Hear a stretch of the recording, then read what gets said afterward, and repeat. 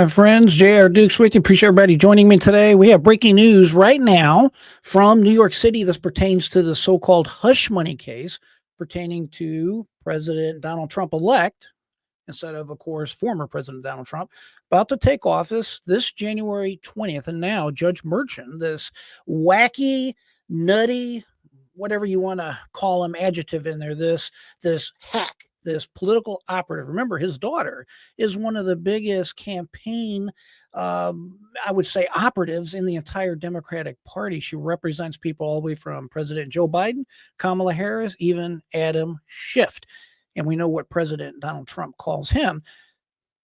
Outrageous, unbelievable, but I'm not totally surprised. But what the judge has ruled is that this case will go forward.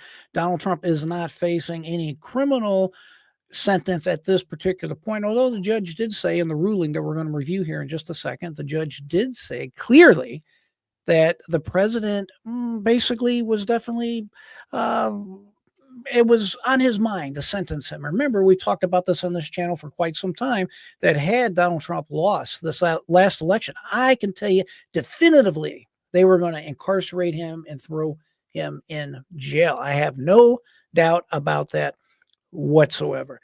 So the good news is obviously no criminal sentence. And by the way, folks, there's no way they could send him to prison. I can absolutely assure you that the Constitution would not allow that. That would be a clear constitutional crisis. And of course, yesterday we talked about that statement, that end of the year report released by Chief Justice John Roberts. And John Roberts said a lot of different things, but basically he was complaining about people complaining and not really appreciating the work and the rulings of the courts in general. And I would say Judge Merchan seized upon that, and he came out with this particular ruling that we're going to go over today here in just a second, because I think it's got some interesting information in there that we can all take a look at. But it's really shocking to think that had Donald Trump not won, I have no doubt this judge would have sent him to prison for this BS case. And that's a nice way, that's just a very polite way of putting all these facts together. Remember, this is the case stemming from allegedly 34 checks that the President Donald Trump wrote to his then fixer, Michael Cohen, to reimburse him for payments he made to Stormy Daniels. They took dead misdemeanors, resurrected them with some kind of BS novel legal theory, and boom, they had a New York jury, 95% Democrats, obviously, and that's exactly what they were able to stick down the president's throat. Thankfully, it didn't work completely, but we're going to review that and go into it in detail. But let's go ahead and let's take a look at this here, and we will talk about it here in just 1 second. The office, that's what he was worried about. That's why he wanted to keep Stormy Daniels quiet. And sitting in that courtroom, the prosecution really put on a very, very strong case before that jury, where they made the really grave decision of convicting the first former president. They now have watched him be elected into office, and we are finally going to get to see this sentencing on January 10th. The judge has now decided to move forward with it. A lot of legal experts thought that this might get postponed until after Trump's presidency. Another significant thing to mention is that once Trump has been sentenced, he can then appeal this conviction. So something that could have happened if this got delayed even more is that Trump would have just been left with this hanging over his head while president as a convicted felon. He will now have whatever this sentence is, but he will be able to then move forward with that appeal process. Katrina, stand by for us if you can as we continue to cover this breaking news. Let's bring in CBS News legal contributor and Loyola Law School professor Jessica Levinson. Jessica, your reaction. All right, before we listen to her, and this is a video that just posted just literally minutes ago, because I want to hear a little bit of the commentary before we drill into the actual ruling itself. And I want to take a quick second. Also, welcome everybody joining me today. Julianne, thanks for being here. Zach, my friend, thank you for being here. American Nana, appreciate all y'all being here. And I'm sure Sapphire is here already. If not, he'll be here soon. At any rate, this ruling is, I would say I'm not surprised by it at all. And just as Merchan said today, Donald Trump was definitely eligible for prison he would be sentencing him to Riker. I guarantee on this, to Rikers Island, pertaining to this exact crime. There's no way that a judge, a political operative like this, is going to allow 34 convictions of even though it's a low felony, it's a felony. I look at it as a felony, right? Additionally, the aggravating situation here is Donald Trump has been penalized by this particular judge no less than 10 times for comments. Remember, he is currently, as shocking as this is, Donald Trump is still currently under a gag order. It's really unconscionable. What a constitutional crisis that is. Here's the good news. He's not going to be going to jail. That's clear. If I was Donald Trump, I wouldn't even be showing up for this hearing. I would completely ignore it. This guy, in my opinion, has no jurisdiction over Donald Trump right now because Donald Trump is the president-elect. He's a de facto federal employee, and a local state judge has no jurisdiction over him, as any state judge would not, or any judge, period, would not have any jurisdiction over the president. That's not specified specifically in the Constitution. So I would say that I agree with some of the comments. I'm not as concerned about this, but it's still that much more outrageous. I guess the good news here is that the president will be able to go forward and go on, but it's going to be one more insult to President-elect Donald Trump, and that is they're going to say, now you are labeled a true convicted felon, because under New York law, you are indeed a convicted felon once the judge has passed sentence. Remember, the judge really had no choice in this matter. There is a law. It doesn't get a lot of publicity on the main news, but there's a law that says out of New York that if you have this conviction, you must pass sentence within 1 year. That's a New York law. So I don't know what Alvin Bragg and some of these other talking heads are talking about, that they could just pwn it for 4 or 5 years. I don't see that as legal even under New York law. And that's what we talked about in this program, about going forward with a mandamus in relation to making sure that the judge actually does what he is under the Constitution state of New York obligated to do so. But let's listen to a little bit of this commentary. Then we're going to drill right into the PDF I have that is directly from the New York court system. This breaking news. It looks like we lost Jessica's shot. Let's go ahead and see. In fact, I'm going to read a little bit of the conclusion of this motion from the judge, if we can see if we can get Jessica back. Part of it reads, therefore, the court finds that nearly the vacatur of the jury's verdicts nor dismissal of the indictment are required by the presidential immunity doctrine, the Presidential Transition Act, or the Supremacy Clause. So in conclusion, the judge is saying that neither the jury's verdict, the guilty verdict, or the dismissal of the indictment are required by the presidential immunity doctrine, which is the Supreme Court case. Do we have Jessica back? All right, Katrina, let's go back to you. And if you can help us dissect the importance of one of those final clauses there in that conclusion from the judge. I apologize. I missed what you were saying just there.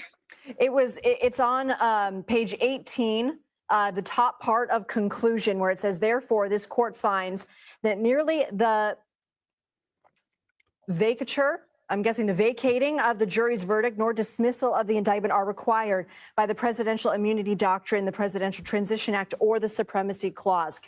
Yeah, he wishes that's not the case, but I can assure you that, as we talk about many times in this program, there is thankfully a constitution in this country, a federal constitution, and it would be strictly prohibited no matter what these talking heads, these woke liberals have to say. And yeah, Julianne, I don't necessarily care too much about this case as far as worrying about it, but what I am concerned about in relation to this case is the fact that it could indeed cause a constitutional crisis. Theoretically, it could. In my opinion, the fact that he issued this particular ruling is a de facto constitutional crisis. And remember, it's in the shadow, the day after, if you will, of Justice Roberts coming out with his end of the year report on the court system that we reviewed yesterday. If you missed that yesterday, you can go back and look under live chats and you can take a look at that video, because we went over some of that document, at least the most important parts on that document, on page 8 and a few other places, I believe.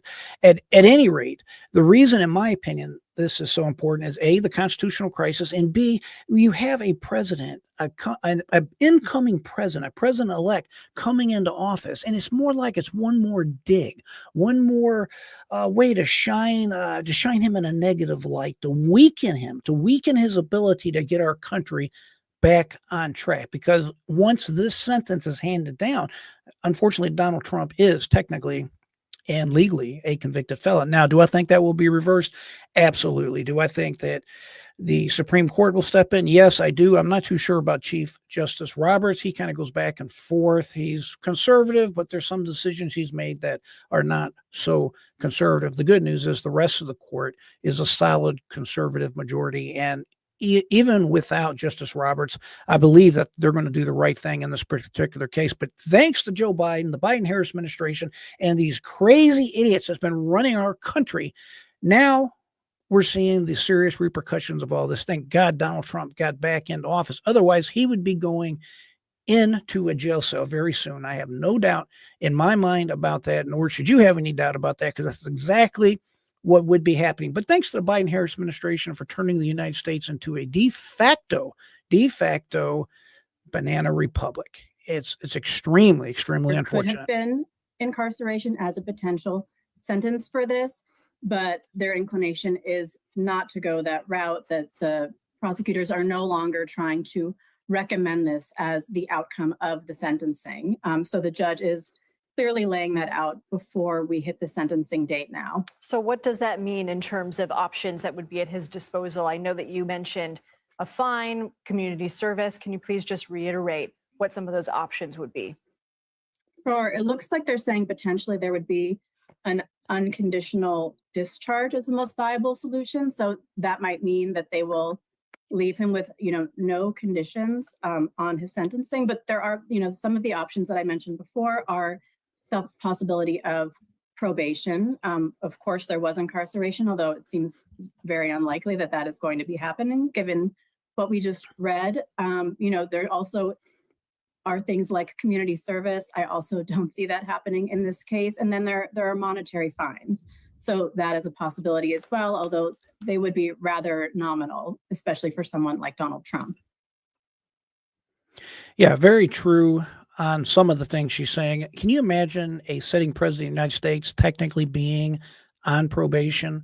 That really is just offensive to my sensibilities, as I am sure it is offensive to your sensibilities.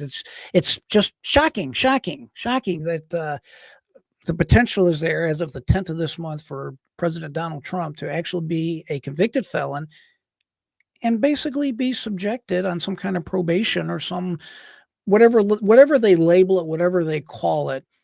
I don't see how it's going to stand. In my opinion, ladies and gentlemen, it's clearly unconstitutional. I don't see it standing. It's an insult. It's an outrage. It is a problem for the United States. On one hand, I don't worry about this too much. On the other hand, I definitely think it only serves to weaken President Donald Trump, unfortunately. I think I saw a comment in here that he could just go ahead and pardon himself, and that I agree. Remember, though, the judge in this case, said that the president was not affected by the testimony that came in. Remember Hope Hicks, one of his right-hand ladies, so to speak, in the White House, she came in and gave testimony reluctantly against Donald Trump. I don't know if it was really against him or for him, but she came in and contributed to the evidence, which is a clear violation of the recent Supreme Court ruling from this past year, saying that a president is immune from any and all of his acts that have anything remotely connected to his official duties. And clearly, it's the old adage, you put junk in, you get junk out. And that's exactly what happened. But Judge Merchant, of course, does not see it that way. Judge Merchant effectively says, hey, I don't believe that the verdict that the jury reached would have been affected one iota by Hope Hicks or any of the other evidence that was let in. And of course, if that was the case, why did he allow those people in? Why did he allow that information in? But the reality is there's no objective way to ever know that. So the only remedy in that situation is to at least declare a mistrial and to go forward. Again, such nonsense. Let me make sure I don't miss any of the questions coming in here.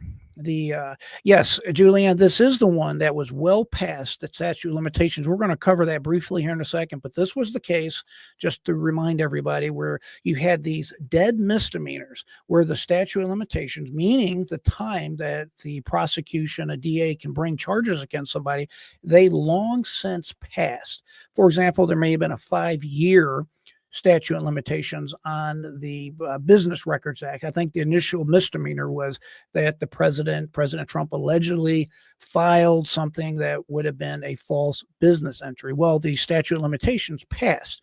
So what Alvin Bragg did is he come up with this novel theory, winding it and intertwining it with election law. Again, we're going to take a look at that here in just a second.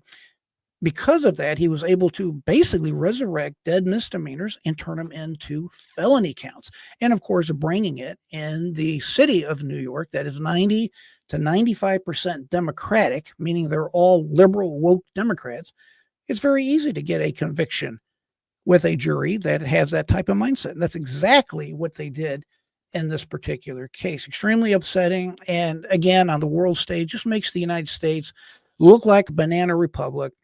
Makes us look like a country that says, hey, if we don't like the guy or girl that we're running against, we're going to go ahead and do everything in our power to take them out, to put them in jail, incarcerate their supporters, incarcerate anyone that's in this privity. And that's what we're going to do from now on in this country. That's what they decided to do. They thought that that was a good decision. And of course, it has blown up in their face. Remember, yesterday you had sweet Liz Cheney. What did she get? She got a medal from the president, a freedom medal, whatever the designation is on that medal. What an insult, an absolute insult to our country, not to mention disgracing that particular medal that a president is allowed to give people that he believes deserves a medal like that. Unbelievable. And yes, Julianne Roberts, he does want politics out of the decision. But remember, it's always been the case, especially with the Supreme Court. You can try to get the politics out of it, but the fact is politics is always intertwined in our decisions in our country, just the way it is, just the way it always has been. And I don't really ever see that changing. Our founding fathers did try to do the best job they possibly could to make it an apolitical organization. And again, I'm talking about specifically the U.S. Supreme Court, but it doesn't work like that. And I think the recent decisions that we've seen from this past year prove exactly what I just said. And that is that generally how someone thinks in political terms is going to affect how they vote. And I think there was no clearer decision in that regard than the actual decision from the U.S. Supreme Court involving President Donald Trump's immunity. It wasn't just about Donald Trump. As Chief Justice Alito said, they're writing a rule for the ages. 100 years, 200, 500 years, 1,000 years from now, they'll be looking back at this case to decide whether the president of the United States can be held culpable criminally for actions he took on behalf of the country. A very serious matter, and had that went the other way, would have dramatically weakened our country and at least weakened the position of the presidency of the United States, and that would have been to all of our detriment. So I'm happy that it did not go that way, and let's hope it stays that way and that they don't revisit that issue at least any time soon. And yes, he could pardon himself with a middle finger salute. It is the case that the president, as far as pardon himself, some people say he can't do that. Some people say he can do it. In reality, he can do it. Now, it will, in all likelihood, be brought before the U.S. Supreme Court, and then they'll have to decide as to whether or not a president of the United States can pardon himself. You hear people with the mantra all the time saying, oh, the president's not above the law. The president's not above the law. Well, I agree. The president's not above the law. But the president is not below the law either. And what I mean by that is, if he can issue you a pardon, why can't he issue himself a pardon in his sole and absolute discretion? This is where some of these activist judges, especially the ones on the U.S. Supreme Court, like Justice Jackson, Justice Sotomayor, their remarks pertaining to this case, pertaining to Donald Trump, they went on and on about how the president of the United States could potentially get away with the crime and how he could potentially take advantage of it. And he could do this and do that. You know what? These people, once again, are focusing on the wrong thing, the wrong subjects. I don't know about you, but I'm willing to gamble we'll go ahead and roll the dice, right? Gamble on whether or not maybe one person somewhere now or down the line might benefit from illegal conduct if it keeps the rest of us free, if it keeps our country strong, if it keeps our democracy moving forward. I'm willing to risk that. I'm not worried about one person getting away with some kind of malfeasance. I am worried about my family, my children, my grandchildren, our entire country as a whole. Not worried about what one potential president may or may not get away with. And let's face it, if you use that type of thinking, we would never get nothing done, because the reality is in life's not fair. It's just not fair. People, especially that have power and have money, they get away with nonsense all the time.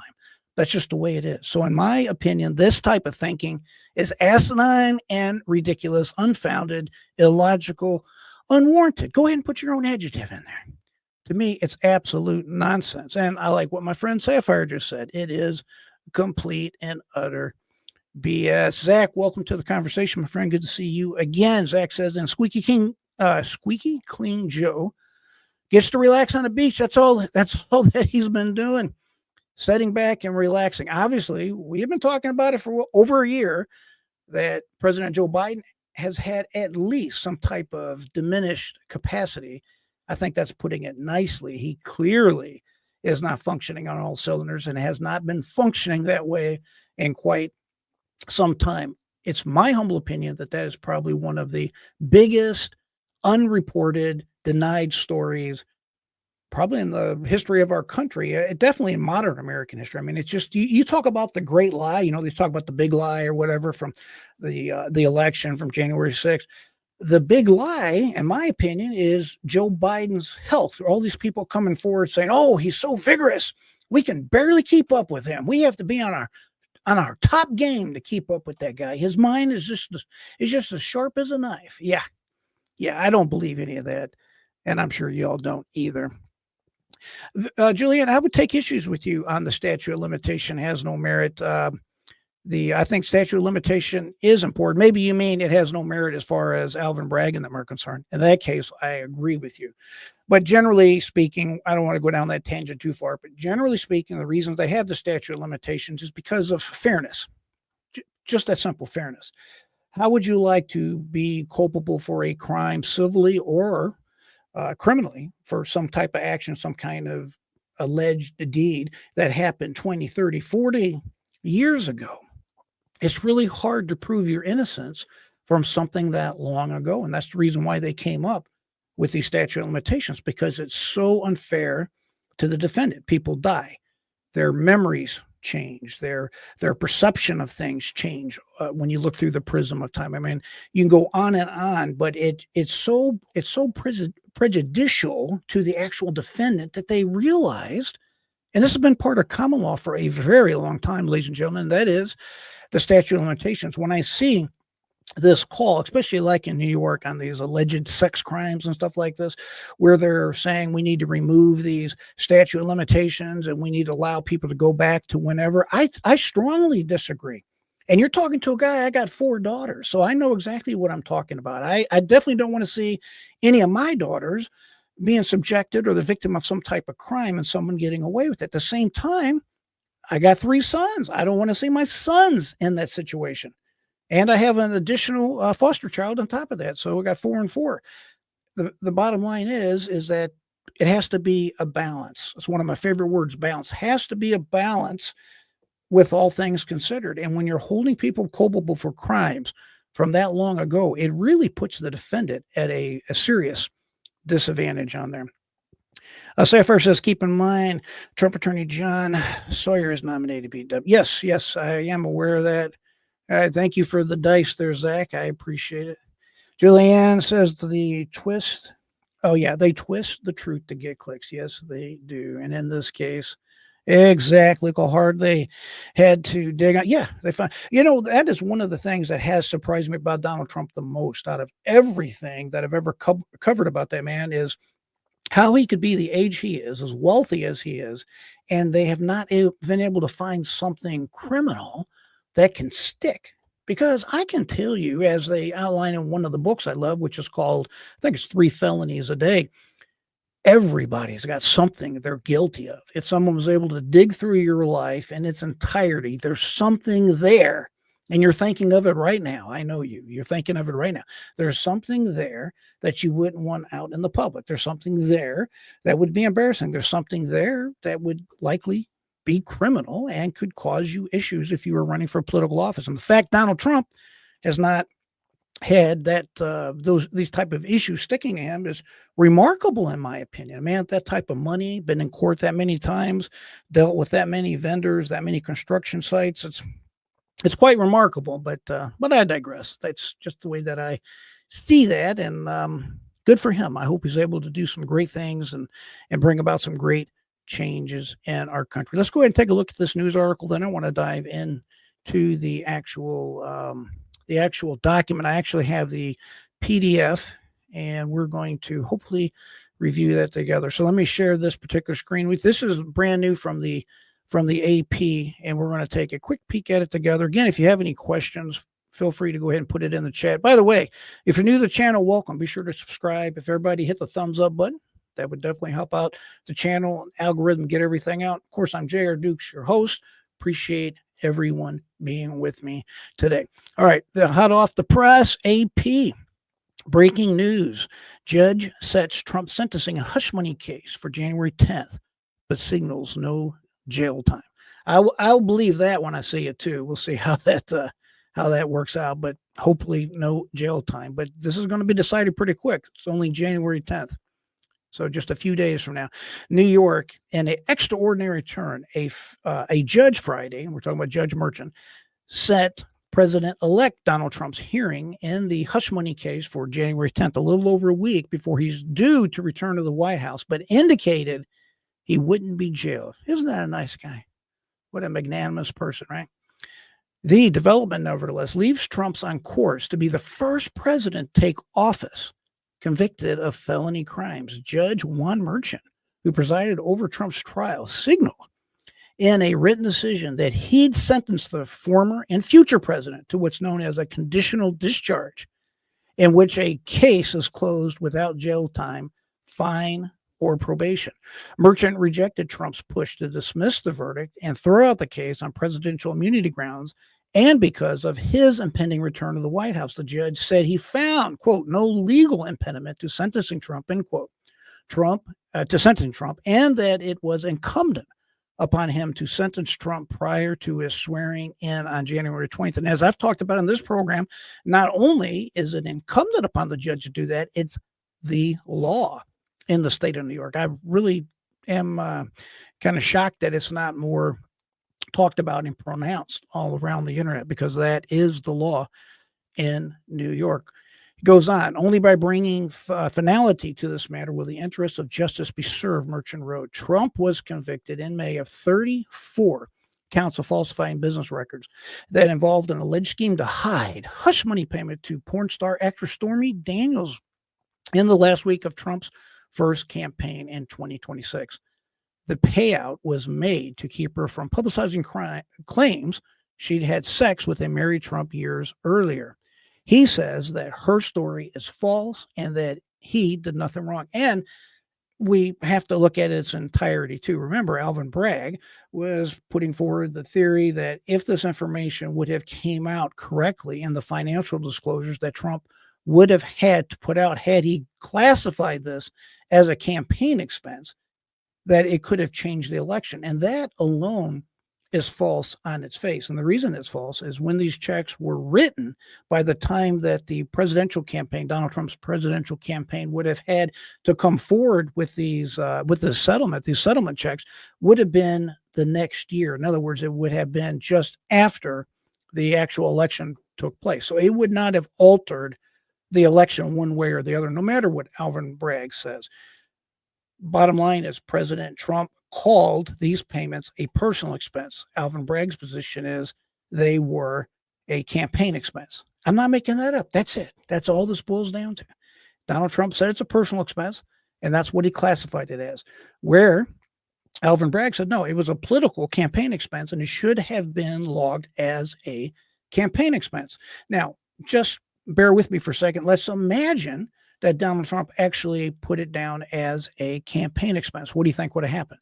You guessed it. He would have still been charged, except it would have been reversed. He filed it as a campaign expense, which is ridiculous. It was clearly a personal expense, and that's what he should have done.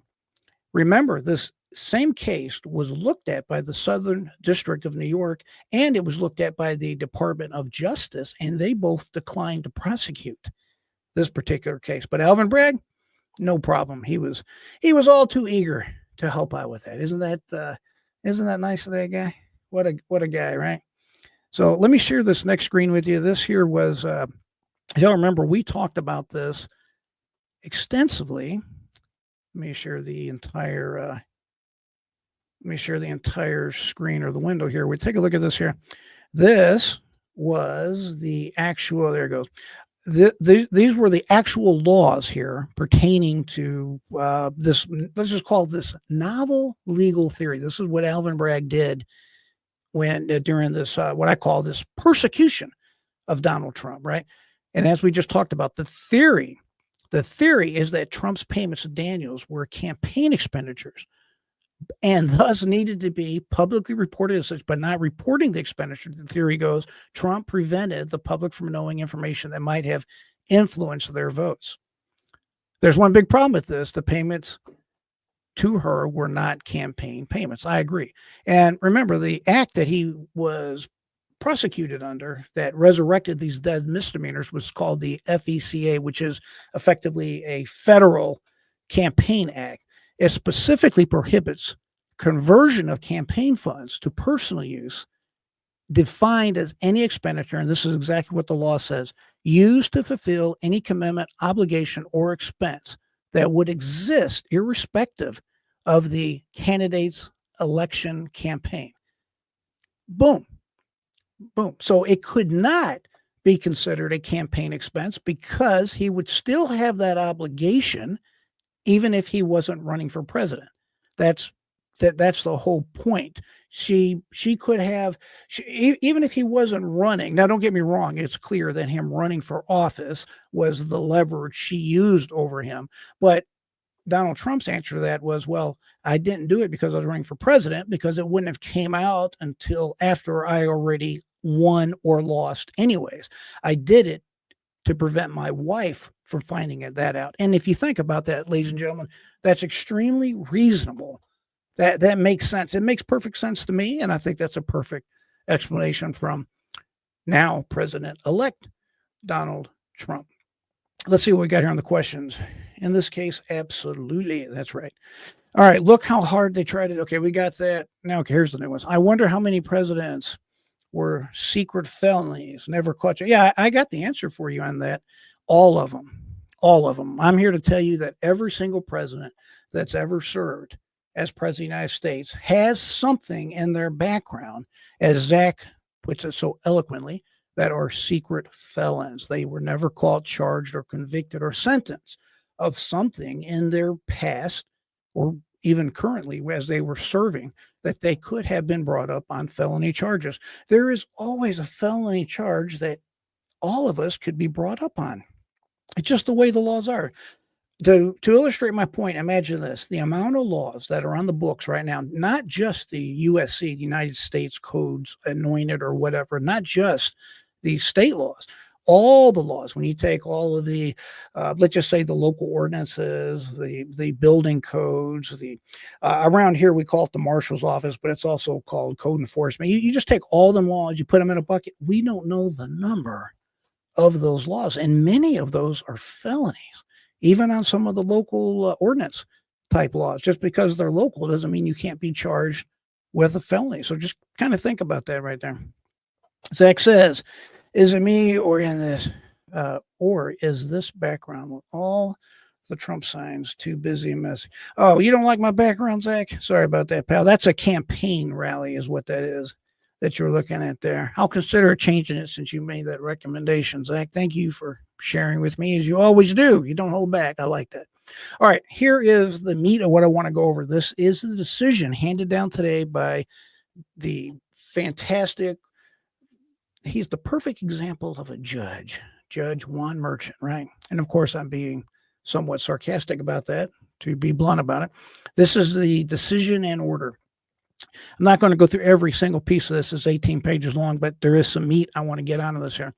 On May 30th, 2024, a New York County jury returned a verdict finding defendant guilty after trial on 34, that's crazy, counts. And just as a reminder, 34 counts, where do they come from? Well, President Trump wrote 34 checks. They consider each check, each reimbursement check to Michael Cohen, they considered that a separate felonious case. Isn't that crazy?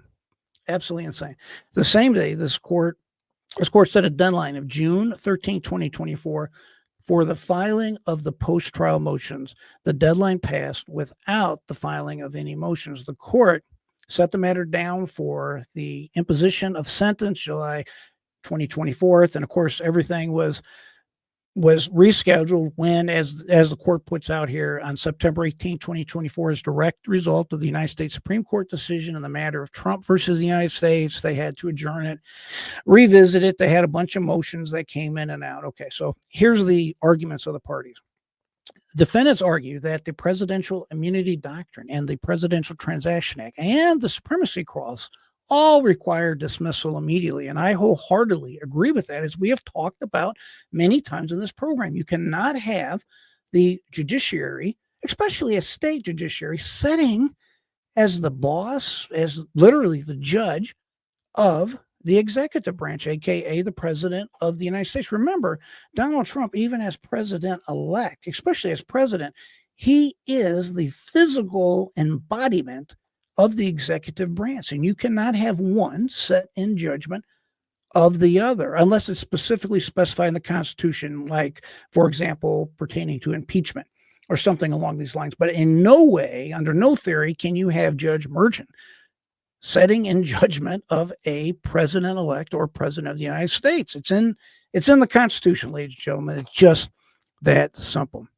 It goes on in support defendants' points not only to his status as president-elect, but alleges it's unlawful to conduct by the prosecution of the ruling of the courts alleged in the violation of defendants' rights and claimed evidentiary infirmities at trial. Goes on and on and on.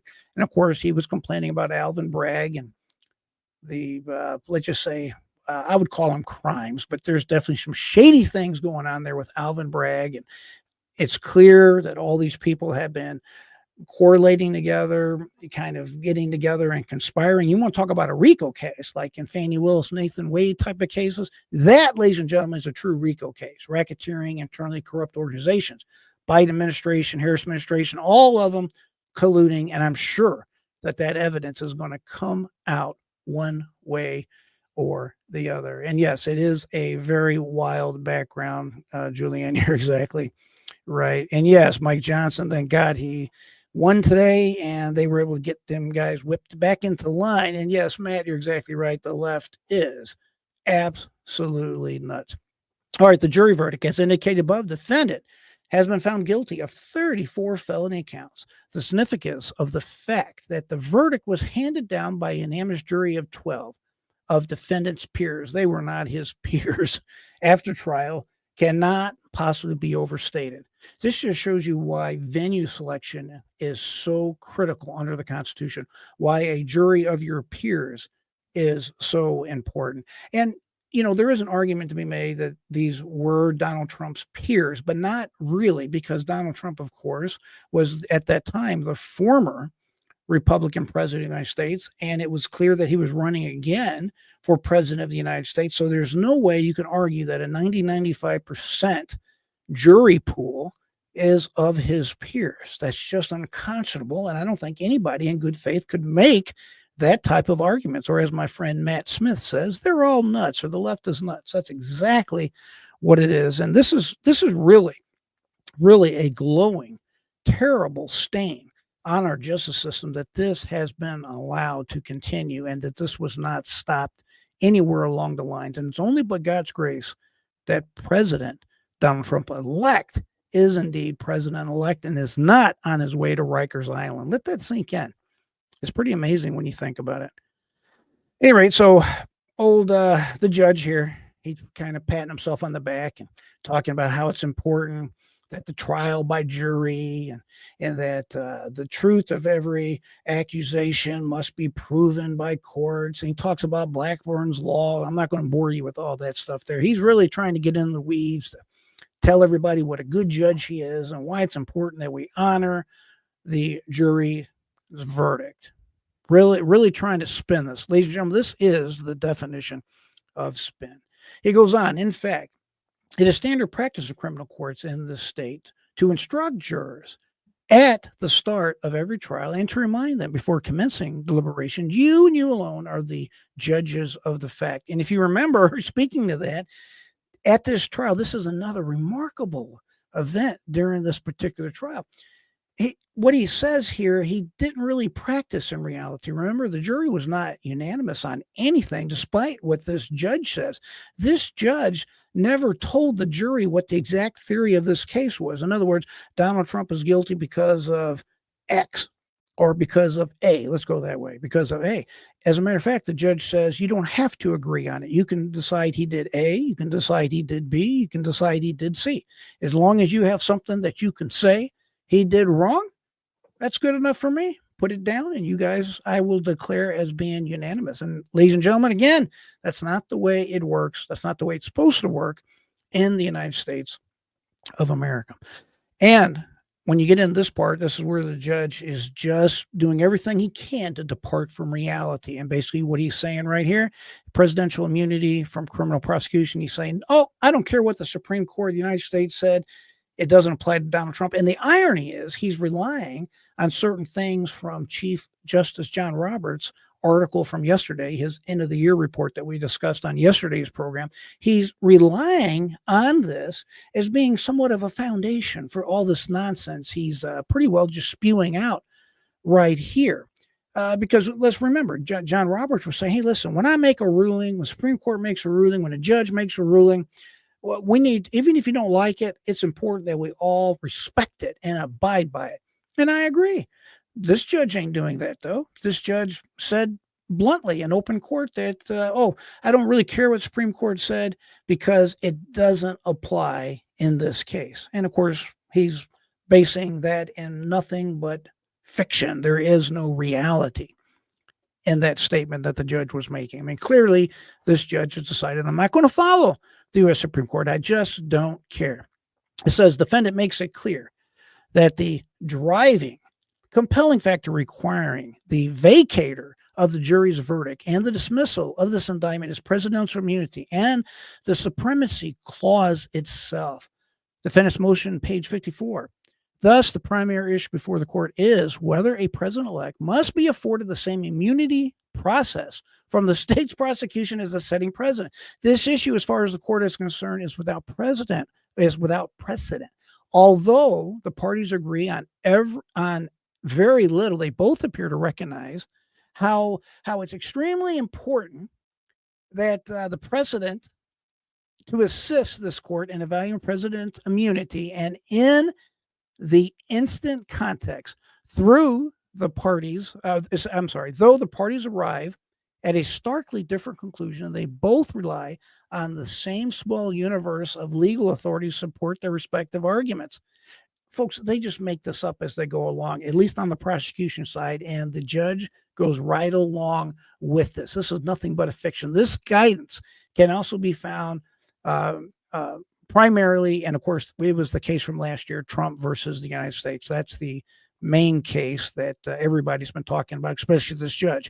What this judge is doing is saying, listen, this is what the Supreme Court said. This is what we agree on. This is what we don't agree on.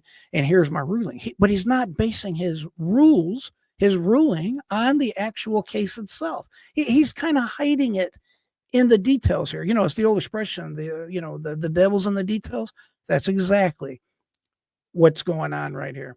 He goes on, the clear concerns confronted by the aforementioned sources, which are described in the 2000 LLC memorandum and referenced by the parties, are the actual imposition of a criminal sentence, incarceration, aka Donald Trump going to jail, the public stigma occasioned by the initiation of criminal proceedings, and the mental and physical demands of assisting with the preparation of a defense for the various stages of the criminal proceeding. What the judge is kind of saying in here, when you kind of read between the lines here, and not really so much between the lines, he's the way I read this, he's kind of saying that he's worried about Donald Trump's sanity, whether or not he can hold up to all this pressure. Oh, where's he getting this from? But he's saying that this is all the more reason why he's going to take the incarceration aspect off the table. At least that's what the judge says he's going to do. We'll see exactly what happens on the 10th. But that's exactly where this where this judge is going with this particular written decision that he handed down today. President-elect immunity from criminal prosecution. Applying the guidance of the aforementioned services, the court finds that presidential immunity from criminal process for a sitting president does not extend to a president-elect. There you go. He's saying it does not extend the president-elect. And folks, that is just false. And there's no way the U.S. Supreme Court would agree with that. That would be another issue, one of many issues that President Donald Trump can appeal to the United States Supreme Court, and he should. It's going to be interesting to see how all this pans out at the end of the day. He goes on, turning to the three concerns identified above, beginning with the second. The case at bar is well past initiation stage, and whatever threat of public stigma from criminal prosecution that might have existed has long passed. Really? And this is where he gets into the mental thing I was telling you about. The third concern addressed the mental and physical demands of defending against a criminal proceeding. To be clear, neither the United States Supreme Court nor the Office of Legal Counsel in either of their 1973 or 2000 memoranda were concerned solely with the time demands for mounting a defense of a sitting president. This guy is he's just not based in reality. This is an example of an activist judge. Remember, we talked about this. His daughter is like the number one political fundraiser for the entire Democratic Party. She has brought in not just a lot of money, she's brought in tens of millions of dollars. I think last time I checked, she raised something like $40 million, something crazy. That's just her firm by themselves within the last fiscal year. That's just an absolute insane amount of money. All right, he goes on to part 6, motion to dismiss indictment pursuant to such and such clause, right? Defendant presents this court with the novel theory. It's funny how he chooses to say that the president-elect Donald Trump has novel theories, but he doesn't apply that same standard to DA Alvin Bragg and his nonsense theories of resurrecting these dead misdemeanors and finding that's a novel theory when you can take dead misdemeanors, find a way to run them through a federal campaign set of laws, and then boom, you got yourself some type of serious felony case that can be prosecuted at a state level. What the hell is that about? Can someone explain that to me? Think about that. You have a local, state, city DA resurrecting dead misdemeanors by enforcing federal law? What? That almost, first of all, that I have never heard of happening. And you almost never see anybody going after somebody on some type of federal crime. Now, if your name is Fannie Willis or Nathan Wade, that's the only exception I can think of, but I've never seen it. If there is, someone can point it out to me, but I'm just telling you, it's at a minimum, if it's not unprecedented, I've never heard of it. It's extremely uncommon, and we all know what's going on here. This was all an effort to go after President Donald Trump and the people supporting him, aka the J6ers, incarcerating them, making an example out of them, creating fear in everybody, and making it clear that Donald Trump cannot become president of the United States. Again, that was their whole game plan. That's exactly what all this was about, and it failed.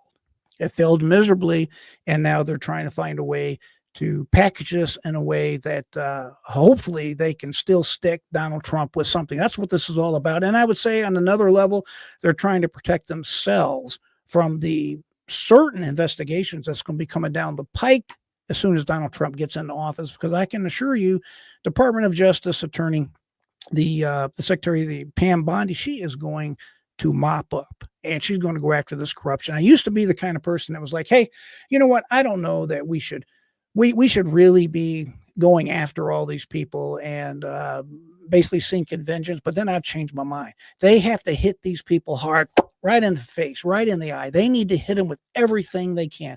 This behavior is so outrageous.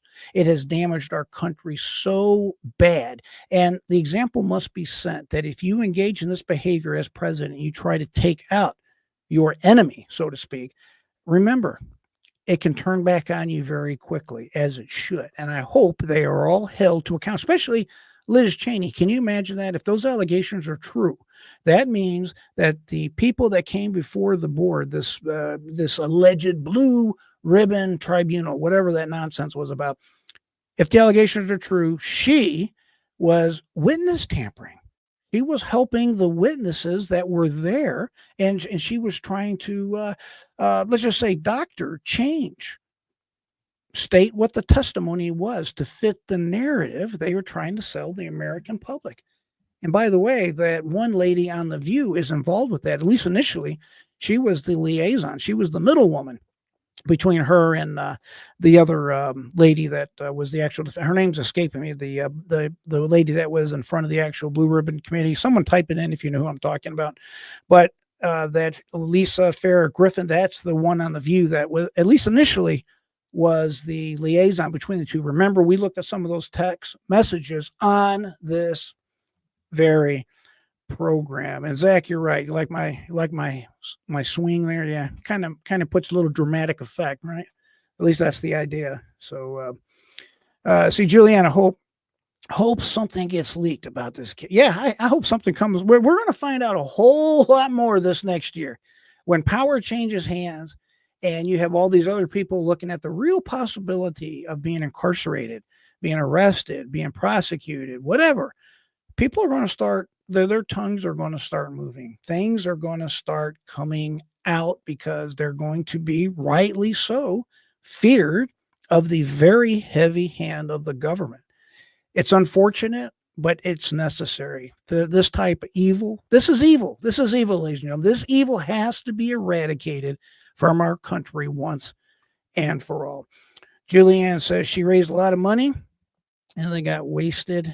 Yeah. What is that about? $2 billion, whatever the reporting is on that. Kamala Harris supposedly raised, and they don't even know where the money is for that, or where the funds. What happened? What's going on there? Zach said they wanted to perpetuate the orange man bad. Yeah, orange man bad. Orange man convicted felon. Orange man dictator. Yes, fascist. You got to add fascist. Orange man fascist. You got to add that in there, Zach. Absolutely correct. American Anna, this is an exciting time, Paley. Yes, very interesting, very exciting. And if anybody is doubting that President Donald Trump is not going to do what I just told you needs to be done, just wait. You're going to see it. That man, as he said, sat in that New York courtroom all them days under the strict orders of Judge Merchant that he had to be there. Remember, he was complaining about freezing his backside off all day long in that courtroom. And then you'd have different Republicans showing up to basically show support for then former President Donald Trump, now President Donald Trump elect. He's been sitting in there all that time, all that humiliation. He had to have that mugshot with sweet DA Fani Willis and her lover boy Nathan Wade and all this other nonsense. Jack Smith raided their private home at Mar-a-Lago, raided just like a drug dealer. And that's another subject I'm not going to get in today. These warrants are used way too much. They're too easy to use. Just because you hear, oh, well, there had to be something there, a judge signed the warrant, that is meaningless. Meaningless. We've talked about that on here. And the short version is they know where to find a judge that will sign a warrant because the judge wants to feel important. The judge wants to seem important in front of his family. And there's nothing more of a sense of power, a sense of that you're an important person, than when the police come to your home in the middle of the night to say, hey, we really need you to sign this. We're putting bad guys away. You're the man, you're the woman. Can you go ahead and sign this? We need your permission, sir. Your permission, ma'am. Oh, sure. I mean, you seem like the big dog on the block. Your family thinks, man, you're the man. You know what's going on. Your kids look up to you like my dad's a stud. That's the reality of what goes on with these warrants. It's not difficult to get a warrant signed. So if you've been thinking that, think again, because it's not true. It's not true, and that needs to be reviewed. It's really difficult to stop these narratives that are out there, but I'll call them out as I see them because I know exactly what is going on. And I've seen it in real life. I see it in the news all the time. Right. He goes on something pertaining to the Clayton motion. So he just going ahead. He just slamming, slamming, and slamming. We're going to get down to the ending part here because I want to show you exactly what the judge, basically his bottom line ruling is on this whole thing. And you know, he's going to do what he can to hammer Donald Trump. I can assure you that. He's not going to let him walk scot-free. He knows that he's not going to be able to get him with a prison sentence. That's not going to happen, not as President Donald Trump elect, but he is going to do everything he can to make it difficult and embarrass Donald Trump. So here it is here in part 9, the sentencing. Finding no legal impediment to sentencing and recognizing presidential immunity will likely attach once the defendant takes oath of office. It is incumbent upon the court to set this matter down for the imposition of sentence prior to January 20, 2025. It is the court's firm belief that only by bringing finality to this matter will all three interests intersect and be served. A jury heard evidence for nearly 7 weeks and pronounced its verdict. Defendant and the people were given every opportunity. That's a joke. Given every opportunity to intervene on these decisions, to exhaust every possible motion. What? This guy ruled against President Trump every chance he got the opportunity. And in opposition to, he was able to put, no, he was not. Their respective positions in what is an unprecedented and likely never to be repeated legal scenario. Don't bet on that. Once that bell's been rang, it's going to happen again. But that's what they've been selling us all the last, 2.5 years, is that, you know, they even said that in front of the Supreme Court. They were like, wink, wink, you know, you don't really have to rule in the favor of Donald Trump because this is kind of a one and done, right? We've heard that term. Or at least that's what they insinuated. It's going to happen now, but don't worry about it. It's never going to happen again. Donald Trump's a special case. He's a special kind of evil, Justices, and we need to smack him down. We need to take care of him. And, you know, you don't have to worry about the law. You don't have to worry about his rights are being violated, and the people that like him and want him to be president, don't worry about giving him a chance to vote. We just need to smash him real good, and everything will be fine. Wrong. But there was 3 justices that bought that BS, so don't forget that. 3 of them, the 3 libs, the 3 woke libs on the court, they bought that hook, line, and sinker, especially Justice Jackson and Justice Sotomayor. This court must sentence defendant within a reasonable time following the verdict. Remember, 1 year. He's not specifying that, but that's what it is. Instead of holding it for 4 years, and defendant must be permitted to avail himself of every appeal and path he has made clear he intends to pursue, by which only becomes available upon sentencing. Yes, that is true. And that's the reason why the judge has been dragging his feet this entire time. He doesn't want to give Donald Trump the ability to appeal. And I think he knew a mandamus was coming down his way. And he was rightly so in fear of that. The court has considered and now rejects the people's suggestion that it adopted the Alabama rule, which would preserve the jury verdict while terminating the proceedings. In other words, holding it for 4 years. Says the court has also considered the people's alternative proposal. When they say people, they basically mean Alvin Bragg's alternative proposal of holding the sentence in abeyance until such time defendant completes his term in office. In other words, after he's president of the United States. The judge said, no, I'm not going to do that. While this court, as a matter of law, must not make any determination on sentencing prior to giving the parties and defendant the opportunity to be heard, it seems proper at this juncture to make known that the court's inclination to not impose a sentence of incarceration, a sentence authorized by the conviction by the people, concede they no longer view as practicable recommendation. In other words, there's really no way to put him in jail at this point. He's about to be president of the United States. As such, and balancing the aforementioned considerations in conjunction with the underlying concerns of the presidential immunity doctrine, a sentence of an unconstitutional discharge appears to be the most viable solution to ensure finality and to allow defendant to pursue his appellate options further to assuage the defendant's concerns regarding the mental and physical demands during his transition period. This is where he's talking about his mental concerns. You know, he's transitioning and we don't want to break him. You know, Donald Trump's fragile. We can snap his mental abilities because this is such a huge weight on him. I don't know where he's getting this stuff. This is just nonsense. But anyway, that's what he puts in it regarding his mental and physical demands during his transition period, as well as the considerations set forth in the 2000 OLC memorandum. Office of Legal Counsel is what OLC is. This court will permit the defendant to exercise his right to appear virtually for this proceeding if he chooses to do so. Ain't that amazing? Before, the judge was very adamant. You must be here every single day, freezing your backside off in my courtroom. And if you're not here, you're going to pay with incarceration. All of a sudden now, well, he's got to be here. I'm ordering him to be here, but he can appear virtually if he wants to do that. Well, that's very nice of the judge, isn't it?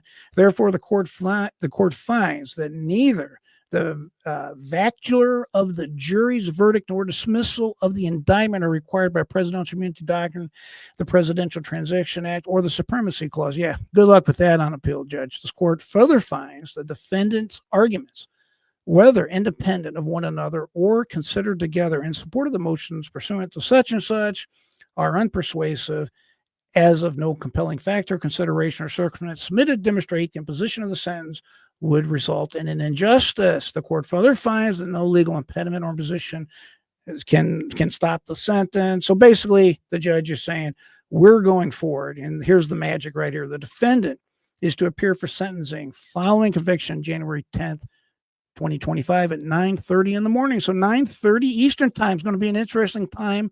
I believe that's next Friday, January 10th. Defendant may choose to appear at the sentence in person or virtually. Counsel is directed to inform the court of defendant's preference no later than January 5th. Signed by the very just Judge Merchant. And yes, I'm being very coy with that statement. It's going to be an interesting day coming up here. Isn't that amazing? It just shocks the sensitivities. If I was Donald Trump, I'm not Donald Trump. If I was Donald Trump, I could tell you right now, I'd tell that judge to stick it. Just stick it up as, you know what? That's it. I wouldn't pay it any attention.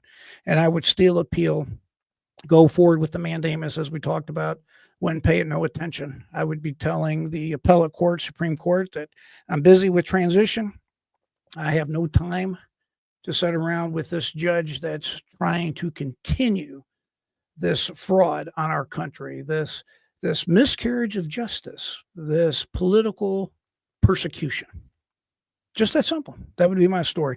My guess is Donald Trump will probably appear virtually, and I would think he may be happy about that, in as much that instead of having to go forward with a mandamus, now Donald Trump will have the ability to go straight forward with his appeal options. I will say it's going to be hard for Donald Trump to stomach to be able to sit there in judgment before this judge. It's going to be very difficult. And if he shows up virtually, I would imagine Donald Trump's going to have some choice words for him to say.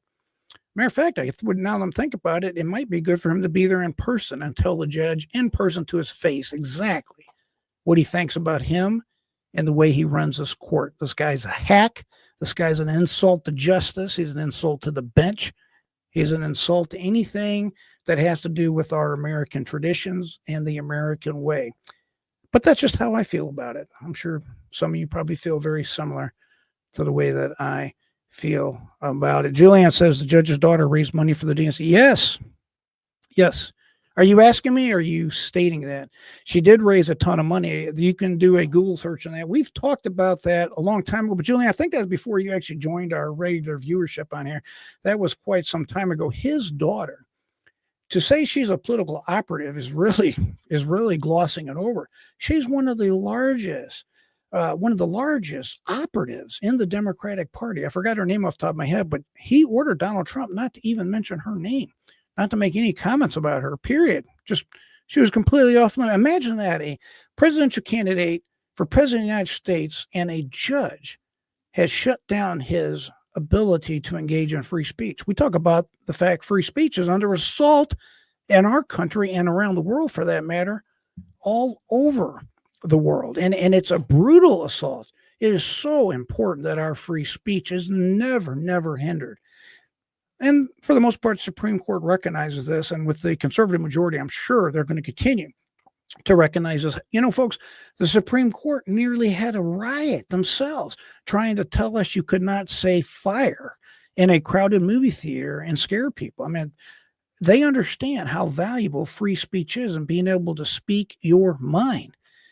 How many times we heard Kamala Harris and these woke Democrats always saying something about disinformation, misinformation, that Elon Musk is doing something wrong because he allows a platform to people can say what they want to say. We have to allow all speech. I'm even uncomfortable with this so-called hate speech. What is that? What is that? Yeah, is there like a love crime versus a hate crime? Is there? I mean, to me, that's just complete nonsense. It's a backdoor way to try to stifle free speech. Again, that's just my opinion. You're welcome to disagree with it, but I'm extremely uncomfortable with that. We need to eliminate this race nonsense in our country. I talk about that all the time too. We need to truly have a colorblind society. And in the words of Chief Justice Roberts, if you want to stop identifying people and putting people in boxes and having everything to do with race, and the way you stop that is you stop putting people in boxes and identifying people by race and by their color or whatever else nonsense is going out there. It's ridiculous. Ridiculous. I'll be making a lot more videos about that as time goes on, Lord willing. That's definitely my intention. That's right, Zach. Orange man fascist. There you go, my friend. Appreciate you correcting that right there. Zach says, is there a way at this point for Trump's attorney to get the sentencing postponed? Well, I'm sure they could file a motion. I don't think it would be successful. And I don't really think that they want it to be postponed. Donald Trump has been trying to get this sentencing passed for quite some time. It's the people, AKA Alvin Bragg and his office, the current DA of New York City. You know, we all know Alvin Bragg of Daniel Penning fame, Alvin Bragg that allows all these thugs to run the subways and run the streets in New York.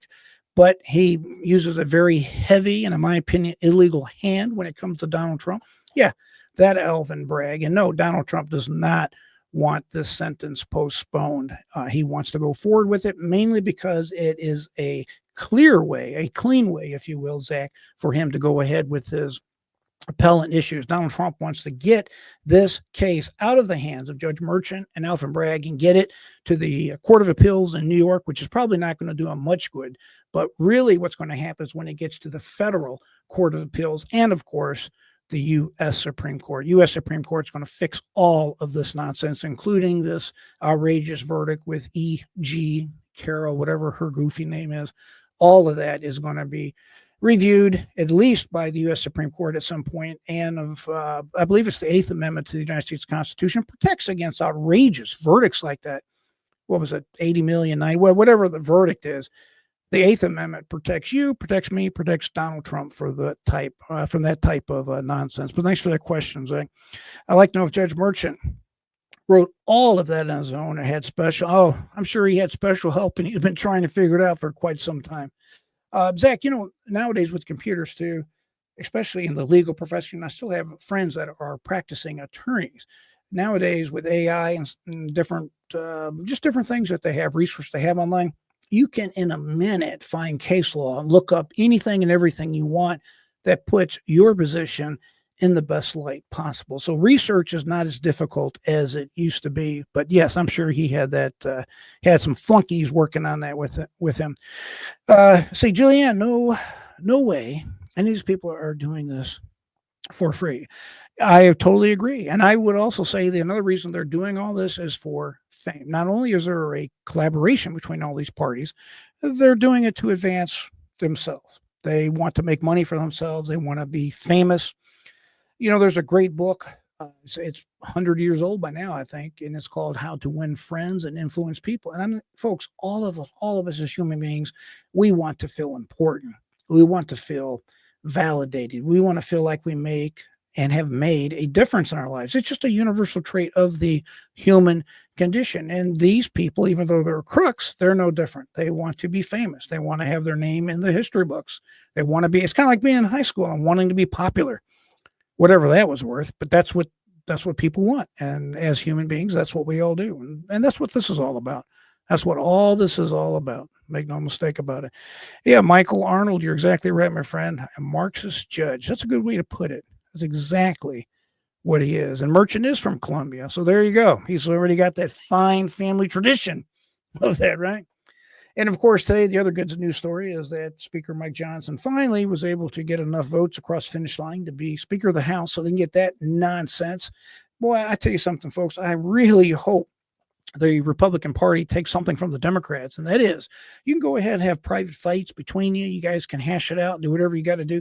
At the end of the day, your agenda is going to be advanced much better if you vote as a single unit, a single organism. And the Democrats are much better, unfortunately, of doing just that. Unfortunately, Republicans don't seem to do that. At least they don't do it as well as the Democrats do it. So let's just hope that that they stick together. That's going to be the weak spot as far as Donald Trump's agenda is concerned going forward for the next 2 years. But we'll talk about it on this program. And I encourage each and every one of us, by the way, pray for our president, pray for all of our leaders, actually, pray for our country, pray for peace, pray for the peace of Jerusalem, pray for our entire world and for us all to do very well. And by the way, I hope the Lord's blessing is on each and every one of you. This is a new year. May 2025 be a blessed year for you, your family, your children, grandchildren, whomever. May it be a prosperous and good year for each and every one of you. So thanks for joining me today, my friends. I don't take it for granted. If you haven't done so already, subscribe, hit the thumbs up button. Thanks to everybody who showed up and all of our new folks, Julianne, Mark, my friend Mark, Zach. Appreciate y'all being here, American Nana. Hope I don't forget anybody. I always do. That's why I always like to say I appreciate everybody being here. But I know we had a couple of new folks showed up here, and it's always nice to have new people in the chat. And thanks for contributing and commenting. We'll be together hopefully very soon. Thanks for everyone on X. On the X platform, of course, I'm at Reach JR Dukes. All the other platforms, it's simply at JR Dukes. Thank you to our friend on Twitch, all of my friends on, of course, YouTube and the X platform. Thank you for tuning in for this breaking news story pertaining to President Donald Trump and his New York so-called hush money trial. Always say, my friends, keep that mind free, never give up. Till next time, I am JR Dukes.